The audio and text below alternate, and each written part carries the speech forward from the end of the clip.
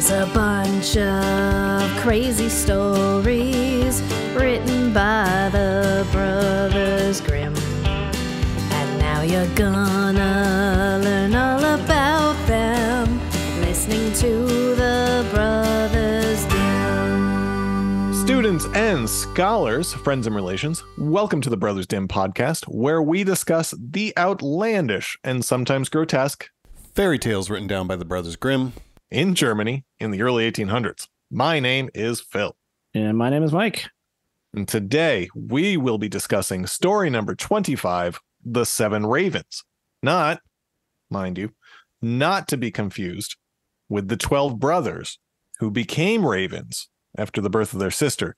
Even though these 7 brothers, you'll forgive the spoiler, but even though these 7 brothers get turned into ravens after the birth of their sister. Right after the birth of their sister. Different. In fact, I think there are multiple parallels between the stories. Quite a bit.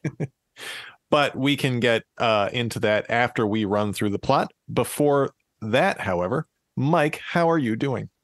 Pretty good. I'm kind of getting over a little bit of an illness. Okay. Yeah, I'm doing all right. How are you doing? Yeah.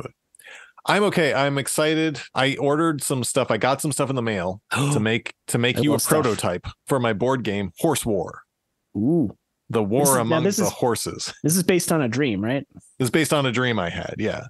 I had a dream that we were all playing a board game called Horse War, in which all these horses are at war. And to buy the stuff to make the prototype, it was only like $20. Nice. Buy a bunch of blank hexagon-shaped cards. I don't, a little scraps of paper for everything else at the moment. Yeah. Got some crayons already, so It's going to be some straight up Cones of Dunshire here. Oh, yeah. Way simpler. And let's see, what else is going on? Oh, baby's doing fine. Hopefully he won't get turned into a raven. And luckily for him, Amanda is closed for baby-related business. All right. So he will not be having 6 brothers nor a sister. We all know what happens when that baby sister comes. Yeah. Coffins, ravens, you name it. Speaking of that, should I go through the plot? Oh, please do. Once upon a time, there was a man with 7 sons, but most of all, he wished for a daughter. Luckily for him, one day his wife gave birth. Kid number 8 is a girl. But when she was born, she was a bit sickly, so they thought she was going to die. Dad sends the boys out to the well with the pitcher to fetch some water for an emergency baptism, which there's the line that made me laugh. The boys drop the pitcher down the well. They get scared that Dad will be mad at them, so they dawdle. The father then gets mad that they're being slow and wishes that they were all turned to ravens.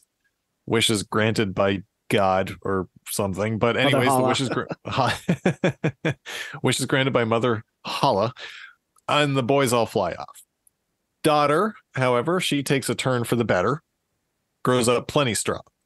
And while the parents don't remember that they wished the boys into ravens, they are sad about it, but at least they have the girl.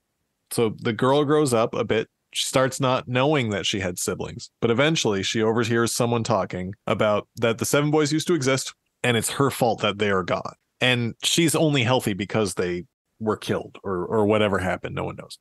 So it's her fault that they're gone and not the fucking dad who did the actual wishing. She eventually decides she's going to go find. She packs a bag, and in the bag she puts a ring, I guess, like a family ring. She puts a loaf of bread, a pitcher of water, and a small chair, which is a line that also made me laugh.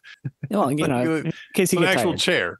I saw a picture later on where they all are wearing chairs like backpacks, but as they did. The other thing is, I was like, this is either foreshadowing or they're never going to mention this chair again.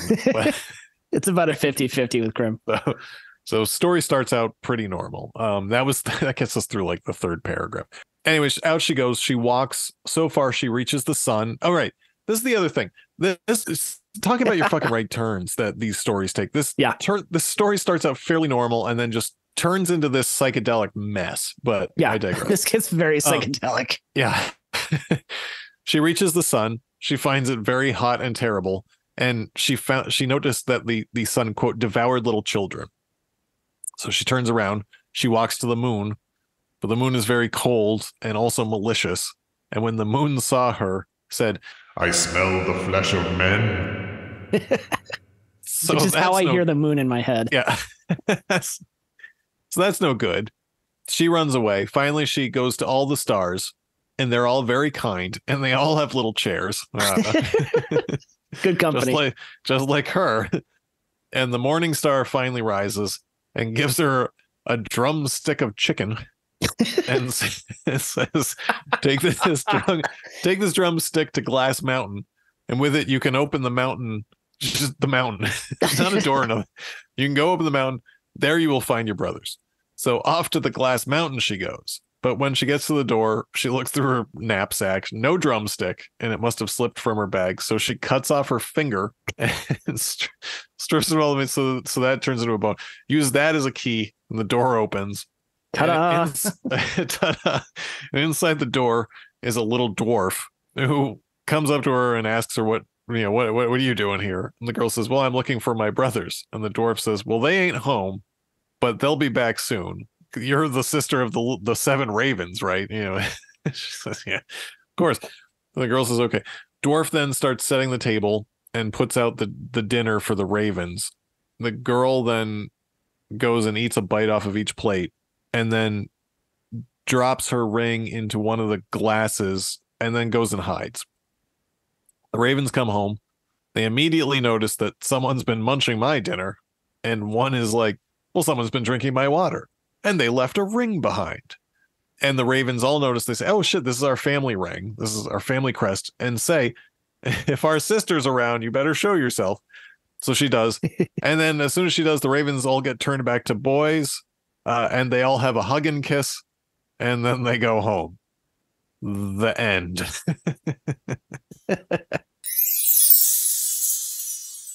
Mike, do you have any thoughts? I do actually. So one point I have, and so I think you had a similar point of confusion that I had. Okay. When I was first reading it, so the dad curses the kids and they turn into ravens. And then the next line is the parents could not recall the curse. And however sad they were at the loss of their 7 sons, they were still somewhat comforted against their dear little daughter who soon gained strength and blah, blah, blah. Yeah. And so I was like, why can't they remember it? And then later on, when she hears about the disappearance of the sons, she finds out that they were ravens. And when she goes to the dwarf in the Glass Mountain, he's like, oh, are you the sister of the ravens? She's like, yeah, I'm the sister of the ravens. She specifically says, I'm here for my brothers. They're the 7 ravens. Oh, so I was like, how does she know if the parents don't remember? And then I realized the wording, the parents could not recall the curse. It's actually like in not memory, but take back. Like they could not take back the curse. And actually, I pulled up a separate version because I don't have my book in front of me, and it specifically uses the wording "take back" instead of recall. It also uses chicken bone instead of a drumstick, which makes a little more sense than like a meaty chicken drumstick. But yeah, that's so really interesting. It's funny that you and I both made the same errant reading. I didn't catch that at all. I thought, I was like, oh, they must have, because it's a neat idea to curse someone and then forget. As part of the curse, to forget that you even did that. Yeah, I was like, oh, that's like an interesting take on it. But yeah, I read it a couple times and I was like, how does she know? Oh, there's two meanings of recall. Oh, I completely missed that. But all right, do you have a moral? I don't think I do. Do you? Yeah, kind of. I saw one interpretation of this story, and all of these stories, there's the 7 swans, there's the 12 bats, the 6 pigeons or whatever. It's all a young sister and 6 older boys or 7 older boys, whatever the fuck the number is, all going away. And someone pointed out that could be a parable for war. And your brothers are all going to go away. They're all going to die. Yeah. That's arguably what happened. You're turning into a raven. That's clearly you're dying. They all come back, but mostly they don't. So believing in them, like really praying, I guess, might bring your brothers back safe, was a moral that I thought. That is a really interesting reading, and now I'm going to have to rethink all of these types of stories. I really like that interpretation. It goes into a little bit into my Hollywood pitch later. Ooh. I do love your Hollywood pitches. Oh, I like doing them, even though they're not all movies. Sometimes they're just psychedelic concept records. Speaking of psychedelic. Oh my God, Jesus Christ. ATU 451, the maiden who seeks her brothers. Same as story 9, the 12 brothers, and a million other of these stories. Like I said, brothers get turned into swans or llamas, and younger sisters to the rescue. This one was first edition too, which kind of surprised me. Yeah, I was like, did somebody, like a neighbor on the far side of town was like, oh, I've got a tale for you, and starts telling this one, and they're like, no, we already heard this one from Gretchen. No, this one's different, man. Yeah, this one's got a chicken bone in it. Yeah, chicken. She goes to the sun. It starts normal. Yeah, there's a freaking glass mountain, and we've heard this story before. No, you don't know about all this other stuff. This crazy shit happens with this one. This is very different. Yeah, I do wonder how well known this one was in comparison to the 12 brothers.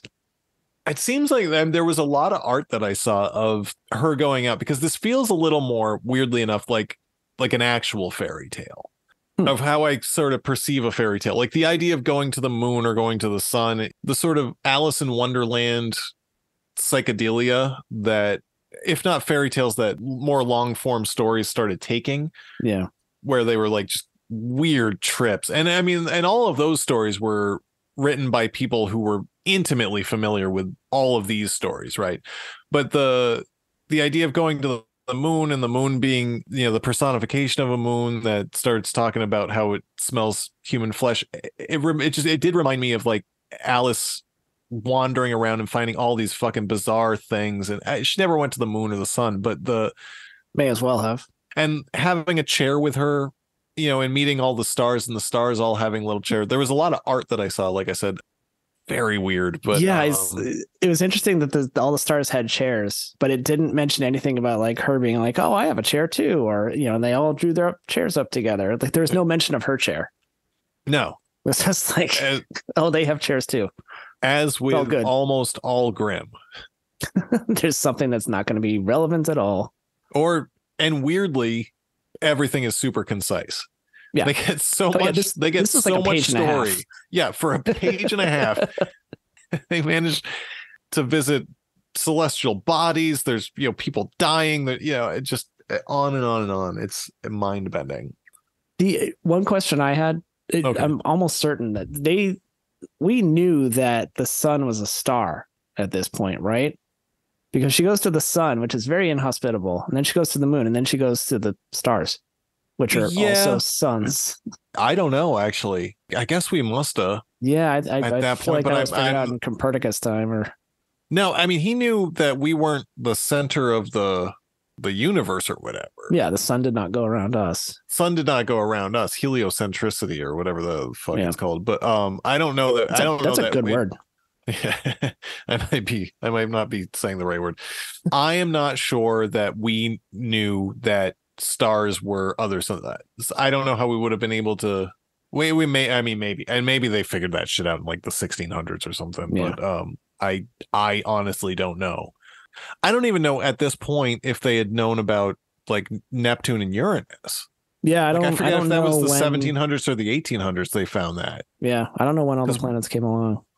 Well, I mean, with the ones that we can see up to Saturn, but the outer planets, they had to figure out through Uranus. They figured out with Herschel, I think was the guy's name, just by accident, pointing his fucking telescope out at the at the sky and seeing a planet one day, and then Neptune was discovered because no one could figure out Uranus's orbit, and so they figured out where Neptune was because of math, because the gravity was tugging on the Uranus.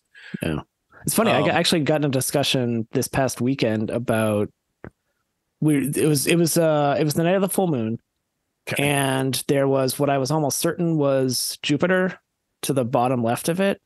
Okay. And we got in a discussion. We both had the night sky or different night sky apps, and I was like, I'm pretty sure it's Jupiter, and somebody else was like, I'm pretty sure that's Uranus. And of course, we had a lot of Uranus jokes. Yeah. So I Googled it, and it turns out that very occasionally you can see Uranus with the naked eye from Earth, but it's like every few years it's like a big deal, and it's very faint. So we all finally agreed that it was Jupiter, but yeah, there's no fucking way. There's no that you saw Uranus. Yeah, it was very bright. I was like, nope, that's Jupiter. No, yeah, the Jupiter's the brightest star in the sky. If you're seeing a star and you're like, oh, it's Jupiter, almost always. Not a star. Yeah. but if you from the perspective of people that, you know, I understand that it's not a star. It's probably just me, but the whole trippy, like, went to visit the sun and visit the moon and then the stars and got a chicken bone and went to the glass mountain and used it as a key. But then it disappeared. So I had to cut off my finger and use it. Except for the cutting off the finger part, I got very like Wrinkle in Time vibes. I don't know if it's just sort of like that's a vaguely interstellar travel, science fiction / fairy tale kind of thing. Yeah. But yeah, I mean, this did, and maybe it's just like the austere glass mountain concept. It came across as a little bit sci-fi-ish. I think was it Madeline L'Engle? L'Engle? Yeah. Like, to pretend that Madeline L'Engle didn't know this story. Not to say that she was she stole like the idea from the story, but from story 20 or 20 or 25. So when was that story written? Like, was that Wrinkle in Time? Yeah. I feel like it was like 60s, right? 50s or 60s. So that's 70 years ago. That's 80 years ago, right? Yeah. Oh my god. So like, yeah, I know. So 80, and that's halfway almost to Grimm's. So I think that the stories in Grimm's were in the public brain, or however you want to phrase that. I think this story especially like inspired quite a bit of people with this. I might be wrong, and maybe this was all over the place, but it's bonkers enough that I think a lot of people were affected by it. So if you feel that you're getting vibes from Wrinkle in Time, I'm sure that you are, and I'm sure she knew this story.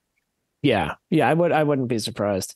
Not to, you know, accuse her of not having original ideas, because she certainly did.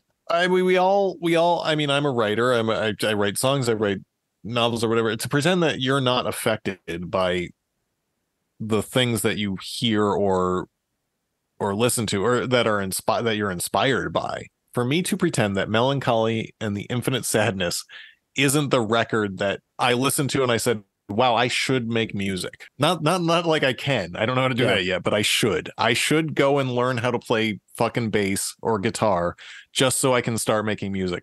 That's how much that record affected me. Yeah. And to pretend that like that Billy Corgan doesn't have an intimate hold on my songwriting, despite of what, you know, I'm not copying him, but like there's no way that I can write a song that doesn't actually have part of that in it. Right. I think. Yeah.